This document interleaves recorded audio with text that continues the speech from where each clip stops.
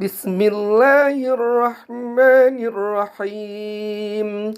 Allahumma salli ala Sayyidina Muhammad.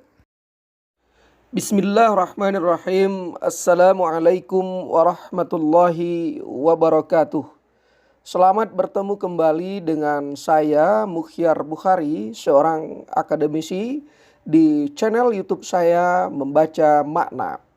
Pertemuan kita kali ini kita akan membahas lagi seputaran materi perkuliahan. Untuk kali ini kita ingin membahas tentang administrasi dan supervisi pendidikan. Tetapi di pertemuan kita yang singkat ini kita ingin mengenal supervisi pendidikan.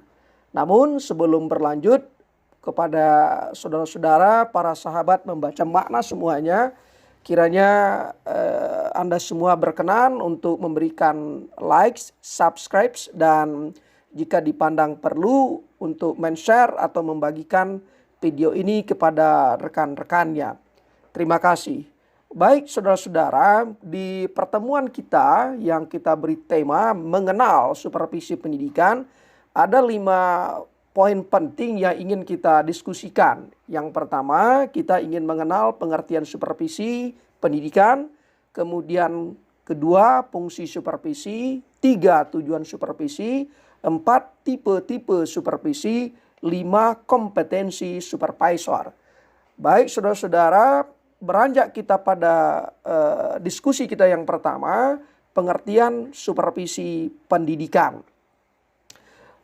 Teman-teman yang baik hati, supervisi sangat penting dalam dunia pendidikan. Setidaknya ada 2 alasan yang mendasari mengapa supervisi itu sangat penting dalam dunia pendidikan.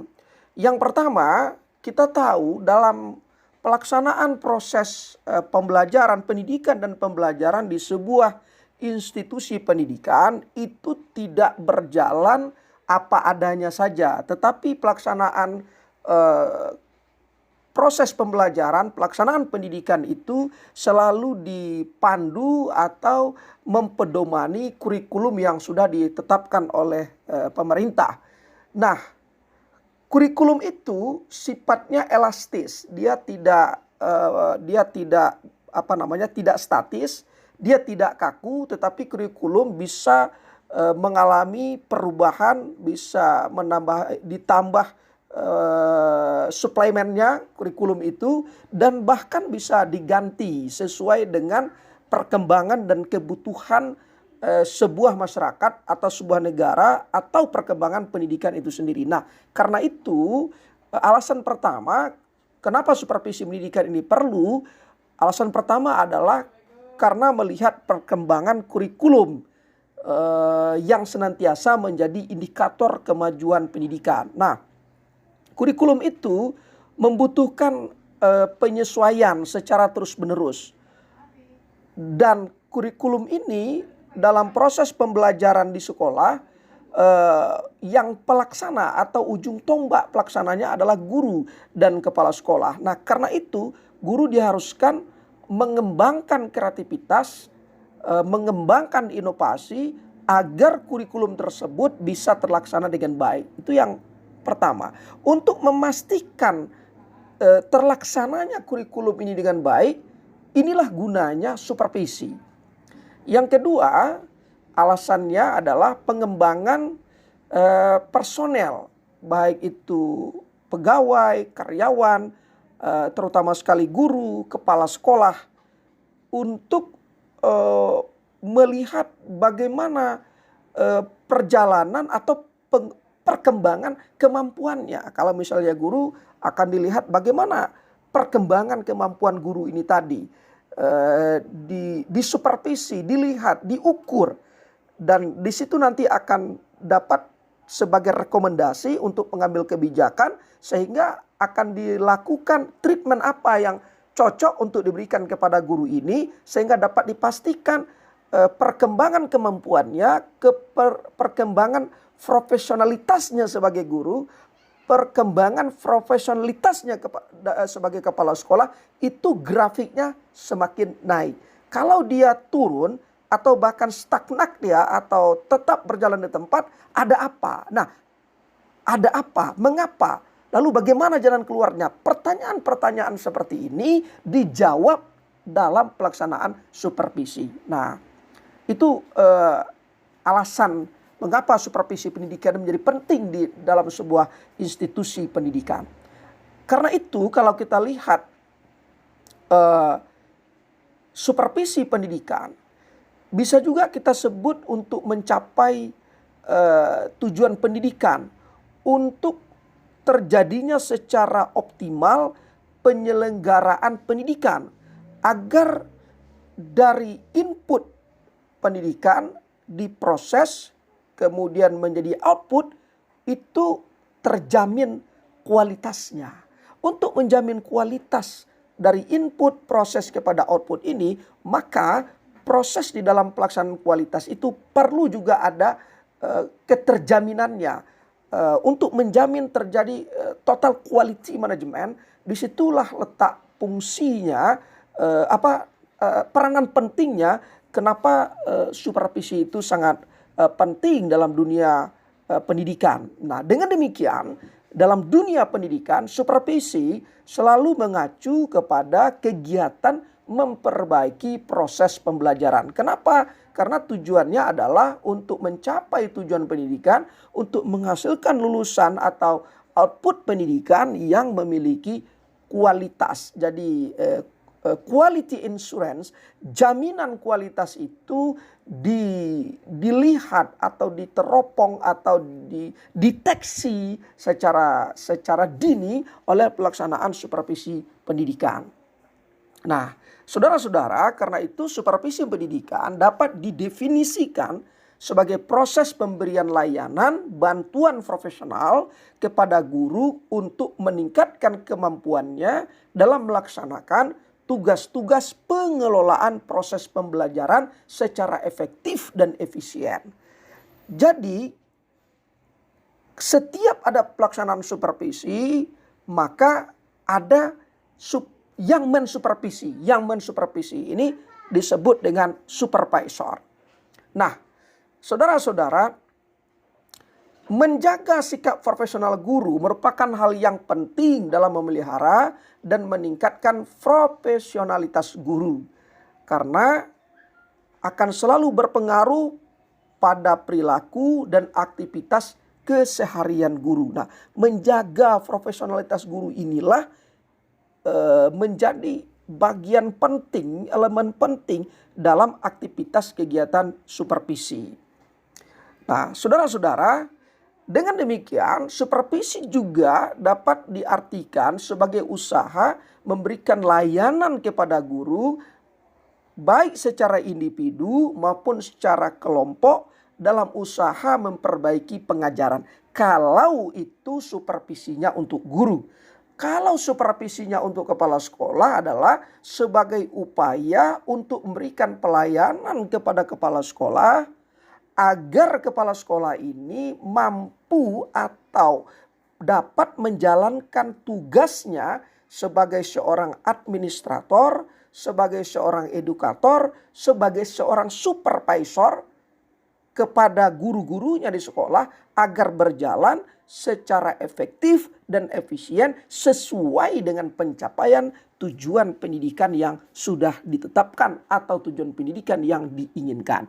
Dengan demikian, kalau kita lihat dari proses ini, dari pengertian ini, setiap institusi pendidikan itu terjadilah proses supervisi. Bagi guru, dia akan disupervisi oleh dua elemen. Pertama, kepala sekolah. Jadi kepala sekolah itu adalah supervisor yang paling terdekat, yang paling pertama, yang paling utama bagi guru. Karena itu sekali lagi tugas kepala sekolah itu adalah sebagai seorang supervisor, sebagai seorang administrator, dia menjalankan tugas-tugas administrasi di sekolah, dibantu oleh pegawai tata usahanya, dan dia juga sebagai seorang edukator. Jadi seorang kepala sekolah, itulah sebabnya seorang kepala sekolah itu tidak diangkat dari yang bukan berlatar belakang pendidikan. Jadi tidak bisa jadi kepala sekolah dia ambil dari instansi lain, misalnya kepala sekolah SD atau kepala sekolah SMP atau kepala sekolah SMA, tetapi diambil dari dinas pariwisata misalnya yang latar belakang pendidikannya sarjana sosial misalnya. Kenapa? Karena dia mesti tahu pekerjaan guru, karena dia akan mensupervisi guru. Nah, karena itu secara singkat dapat kita sebutkan supervisi itu adalah upaya pemberi bantuan dari supervisor kepada yang disupervisi, dalam hal ini guru, agar guru sukses dalam melaksanakan tugasnya. Nah, begitu juga kalau kepala sekolah. Siapa yang mensupervisi kepala sekolah? Ya, dia akan disupervisi oleh pengawas sekolah atau pengawas madrasah. Itu pengertian singkat dari supervisi. Baik saudara-saudara, masuk kita pada poin yang kedua dari pembahasan kita ini, fungsi supervisi. Nah, fungsi utama supervisi yang modern ya, dia ada supervisi modern, ada supervisi klasik. Kalau supervisi modern itu ciri utamanya adalah dalam melaksanakan supervisi itu mengutamakan profesionalitas pemberian bantuan untuk perbaikan. Itu. Jadi mengutamakan profesionalitas pemberi bantuan dari supervisor kepada kepada yang disupervisi agar terjadi proses perbaikan pembelajaran. Itu kalau supervisi modern. Kalau supervisi klasik itu mencari-cari kesalahan. Mencari-cari kesalahan untuk dapat diberikan sanksi.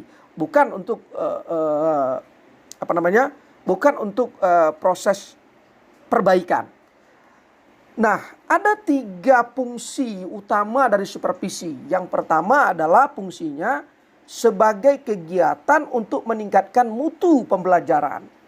Yang kedua, sebagai pemicu atau penggerak terjadinya perubahan pada unsur-unsur yang terkait dengan pembelajaran. Misalnya, kalau guru biasanya tidak menggunakan media pembelajaran, dibantu oleh supervisor menunjukkan guru ini agar dia mampu mempergunakan media pembelajaran. Kalau sekarang ini dalam proses daring ini, kalau guru misalnya tidak mampu melaksanakan pembelajaran dengan menggunakan aplikasi media sosial atau apa yang kita sebut dengan pembelajaran daring, maka si supervisor memberikan bantuan, memberikan tuntunan kepada guru ini agar guru mampu melaksanakan proses pembelajaran melalui daring. Yang ketiga, fungsi dari supervisi itu adalah sebagai kegiatan memimpin dan membimbing. Jadi dia guiding ya, bukan mencari-cari kesalahan. Memang ditemukan kesalahan itu, tetapi bukan dalam rangka untuk dijatuhkan sanksi. Tetapi kesalahan yang ditemukan itu dalam rangka untuk perbaikan. Sehingga fungsi utama dari supervisi adalah membantu sekolah untuk menciptakan lulusan yang baik dalam kualitas dan kuantitas. Membantu guru agar bisa bekerja secara profesional sesuai dengan kondisi masyarakat tempat sekolah itu berada. Itu poin yang kedua. Bagian yang kedua yaitu fungsi supervisi. Selanjutnya kita masuk pada bagian yang ketiga dari pembahasan kita ini, yaitu tujuan supervisi. Nah, tujuan supervisi pendidikan adalah untuk menilai dan memperbaiki faktor-faktor yang mempengaruhi proses pembelajaran dan meningkatkan mutu pembelajaran sehingga menciptakan lulusan yang baik dalam kualitas maupun kuantitas. Jadi lulusan yang baik itu bukanlah semata-mata mengacu pada pencapaian nilai ijazah. Tetapi lulusan yang baik itu dia dilihat secara komprehensif, secara keseluruhan. Baik nilainya secara akademis, juga baik perilaku dan akhlaknya. Nah, Tujuan kegiatan supervisi yang lain adalah disebutkan juga meningkatkan kualitas pembelajaran yang harapan akhirnya pada prestasi belajar siswa. Tentu siswa yang berprestasi diawali dari guru yang berprestasi. Guru yang berprestasi ditandai dengan kepala sekolah yang berprestasi. Kepala sekolah, guru, dan siswa dapat berprestasi apabila didukung oleh sarana dan prasarana yang menunjang untuk terjadinya peningkatan prestasi itu. Ditambah yang tidak kalah pentingnya adalah peran daripada pengawas pendidikan melakukan perbaikan, memberikan bantuan kepada guru dan kepala sekolah untuk senantiasa memperbaiki kualitas dirinya secara personal menjadi perbaikan kualitas secara institusi. Nah, saudara-saudara, dapat disimpulkan bahwa tujuan dari supervisi pendidikan adalah usaha untuk meningkatkan kualitas pembelajaran dengan cara memberikan layanan dan bantuan untuk meningkatkan kualitas mengajar guru di kelas sehingga membantu guru untuk mengembangkan profesi, pribadi, dan yang tidak kalah pentingnya adalah membantu kepala sekolah untuk menjalankan program pendidikan. Kemudian yang keempat, tipe-tipe supervisi. Kalau kita lihat ada beberapa tipe supervisi. Dalam hal ini kita bahas 5 tipe saja. Yang pertama, tipe inspeksi. Apa itu tipe supervisi inspeksi? Yaitu supervisi dengan tipe ini biasanya terjadi dalam administrasi dan model kepemimpinan yang otokratis. Dalam pengertian yang sempit, supervisi tipe inspeksi ini selalu dikonotasikan sebagai upaya untuk mencari-cari kesalahan. Nah, jadi supervisi tipe inspeksi ini adalah sebagai cara untuk mencari-cari kesalahan, untuk mencari-cari cara untuk menjatuhkan atau memberikan sanksi kepada bawahan. Kemudian ada lagi tuh tipe yang kedua, tipe laissez-faire. Nah, tipe ini sangat berbeda atau bertolak belakang dengan tipe inspeksi. Pada tipe laissez-faire ini, para pegawai diberikan kebebasan. Jadi diberikan kebebasan dengan harapan orang-orang ini atau karyawan ini atau pegawai ini atau guru ini tumbuh kesadarannya akan melaksanakan tugas dan tanggung jawabnya. Nah, karena itu pada supervisi laissez-faire ini bagi pegawai yang memiliki kesadaran tinggi dalam melaksanakan tugas dan tanggung jawabnya, dia akan berjalan dengan baik. Tetapi bagi pegawai yang tidak memiliki kesadaran yang tinggi dalam melaksanakan tugas dan tanggung jawabnya, dia akan semakin melalaikan pekerjaannya. Kemudian tipe yang ketiga yaitu tipe coercive. Nah, tipe ini sifatnya memaksa, coercive, tipe memaksa. Jadi para pegawai, para orang-orang, para guru dipaksa untuk mengikuti aturan-aturan atau teknik-teknik yang diwajibkan untuk dilaksanakan. Misalnya kalau guru itu diwajibkan untuk melaksanakan model pembelajaran cooperative learning, maka wajib hukumnya memakai cooperative learning. Kalau tidak, guru-guru akan akan diberikan sanksi. Jadi memaksakan kehendak. Nah, kemudian yang keempat, tipe training and guidance. Jadi tipe ini yang banyak dilakukan oleh supervisi dan cocok untuk dilakukan di sekolah. Supervisi tipe ini diartikan sebagai memberikan latihan dan bimbingan. Kelebihan dari supervisi tipe ini, guru, staf, kepala sekolah, tata usaha selalu mendapatkan latihan, mendapatkan bimbingan, mendapatkan tunjuk ajar dari supervisor. Sedangkan kelemahannya karena kalau dalam teori kepemimpinan ini paternalistik, kepemimpinan kebapakan, agak kurang percaya supervisor ini kepada yang disupervisinya. Kemudian yang terakhir adalah tipe demokratis. Nah, tipe demokratis ini pelaksanaan supervisi memerlukan kondisi dan situasi yang khusus. Tentu saja ada kaitannya dengan adanya kepemimpinan yang demokratis pula. Hal yang perlu mendapatkan perhatian dalam supervisi ini adalah pemimpin bukan hanya memusatkan perhatiannya pada kemajuan situasi belajar mengajar semata untuk meningkatkan kualitas pembelajaran. Kepala sekolah sebagai supervisor harus mampu pula meningkatkan kepemimpinan dan kemampuan dirinya dalam mengembangkan program sekolah dan memberdayakan guru serta lingkungan sekolah untuk tercapainya pencapaian tujuan pendidikan. Baik saudara-saudara, yang terakhir kompetensi supervisor. Jadi orang yang guru itu disupervisi, yang mensupervisinya supervisor. Setidak-tidaknya ada 5 kompetensi atau kemampuan dasar yang wajib dimiliki oleh seorang supervisor.